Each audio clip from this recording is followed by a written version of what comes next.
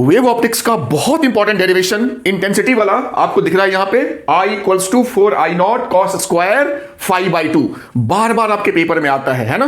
और आपको थोड़ा सा मुश्किल भी लगता होगा कभी कभी कि ये कैसे करें। तो देखो पहले ये चीज है क्या समझो। कहा जो दो स्लिट्स हैं या दो जो सोर्स है लाइट के, वहां से जब कोहेरेंट लाइट्स का ये जो वेव पहुंचता है पॉइंट P पे दो सोर्स से, तो वो आपस में इंटरफेयर करते हैं, आपस में दूसरे पे ओवरलैप करते हैं, या सुपर इंपोजिशन या सुपर पोजिशन कह सकते हो इसको, वो करते हैं। तो जो रिजल्टेंट वेव होता है या रिजल्टेंट डिस्प्लेसमेंट कह लो, उस डिस्प्लेसमेंट का ये इंटेंसिटी वहां पे कितनी होगी, उस हिसाब से हमें ये डेरिवेशन करनी है। ठीक, इसका क्वेश्चन आपने समझ लिया। अब इसको कैसे करेंगे, तो इसको one by one step by step इसको समझते हैं। बहुत ही आसान है, इसको देखो पूरा मैथमेटिक्स है, फिजिक्स का इसमें आपको ज्यादा कोई फील नहीं आएगा, पूरा मैथमेटिक्स है। कहेंगे क्या, हमारे पास दो वेव है। पहला वेव हमने ले लिया y1, वो लेंगे a, जहां a उसका एम्पलीट्यूड है, कॉस लेंगे ओमेगा टी, पहला डिस्प्लेसमेंट वेव का उस पॉइंट पे। y2 लेंगे, इसका भी हम सेम ही लेंगे एम्पलीट्यूड, बट इसमें रहेगा phase difference omega t plus phi का यहां पे फेज डिफरेंस है। ठीक है, अब जब वो दोनों उस पॉइंट पे सुपर इंपोज होंगे, वहां पे मीट करेंगे, तो resultant therefore resultant displacement eight point P कह सकते हैं। तो जो y होगा वो होगा दोनों का सम y1 प्लस y2। पूरा मैथमेटिक्स है, इसमें फिजिक्स का फील क्या है, बस खाली समझना था कि ये वेव ऑप्टिक्स का है, बाकी पूरा मैथमेटिक्स है। तो लिखेंगे a cos ओमेगा टी जो हमारा y1 था, प्लस y2 है a cos omega t plus phi. ठीक है, इतना लिख लिया। अब क्या करेंगे, a दोनों में है, a को ले लो कॉमन, तो अंदर बचा cos omega t plus cos omega t plus phi. Step by step देखो, बहुत मुश्किल नहीं है, मैथ्स है। ठीक है, तो अब यहां पे ये मेरा आ गया cos omega t plus omega t plus phi, यानी cos A plus cos B वाला कुछ आइडेंटिटी होगी। तो देखो वो आइडेंटिटी होती क्या है, वो आप लिखना नहीं, आप मतलब देख लो, जो cos A plus cos B जो होता है वो होता है cos A minus B by 2 into cos A plus B by 2 whole into 2 होता है।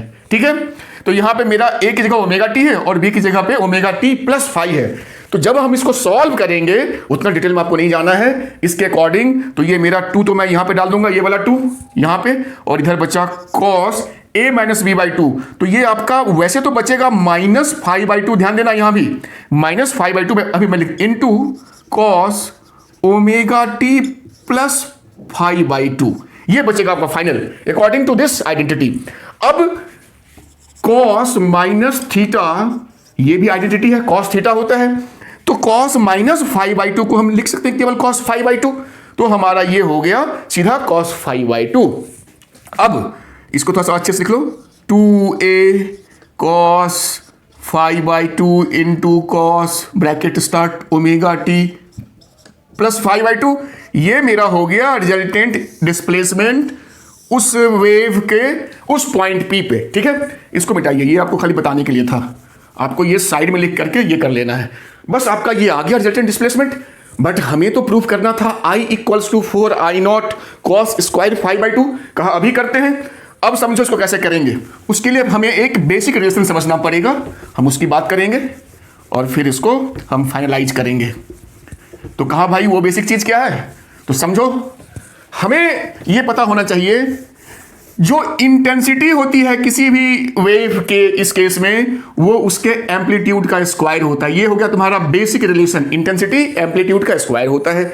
और अगर मैं नॉर्मल साइन या कॉस के फंक्शन को देखूं, मान लो तुम्हारे पास यहां पे कुछ भी है a, या a मत लिखो, कुछ भी लिखो यहां पे, लेट सपोज तुम्हारे पास x है, तो उसको लिखेंगे x नॉट साइन थीटा, या x इक्वल्स टू x, चूंकि यहां कॉस है मैं कॉस में समझाता हूं, कॉस ओमेगा टी, एक ही बात है।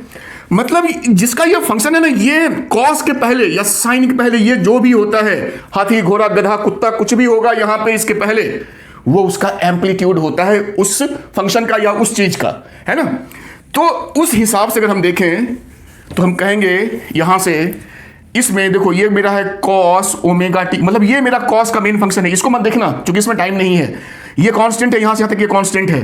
तो मतलब ये जो पूरा टर्म है मेरा, वो रिजल्टेंट हमारा एम्पलीट्यूड है, यहां लिखेंगे from this equation the resultant amplitude किसका, जो हमने वो निकाला डिस्प्लेसमेंट का, that is a equals to 2a cos phi by 2। सबसे इंपॉर्टेंट चीज हमने यहां से ये चीज निकाल ली, अब इसी कहानी खत्म। देयरफॉर रिजल्टेंट इंटेंसिटी जो हमें चाहिए था, आई क्या होता है, ए का स्क्वायर, हमें पता है रिलेशन, तो भाई इसका स्क्वायर करो, इसको बिटाओ यहां से, इसका स्क्वायर करो, क्या है 2a cos phi by 2 का होल स्क्वायर, तो भाई ये हो जाएगा 4a square cos square phi by 2। तो कभी कभी तो आपको यहीं तक करके छोड़ देना, ये भी रिजल्ट आ गया। अब चूंकि हमने जो शुरू में लिखा था y1 या y2, वो क्या लिखा था a cos ओमेगा t, तो भाई उस केस में ये हमारा इनिशियल एम्पलीट्यूड था, तो जो इनिशियल ये होगा हमारा इंटेंसिटी वो क्या होगा a स्क्वायर होगा, तो उस हिसाब से हम लिख सकते हैं 4a स्क्वायर को लिखेंगे initial intensity I not cos square phi by 2। तो यही था आपका रिक्वायर्ड डेरिवेशन इंटेंसिटी का, बहुत इंपॉर्टेंट, बार बार आता है। आई होप आपको समझ में आया होगा।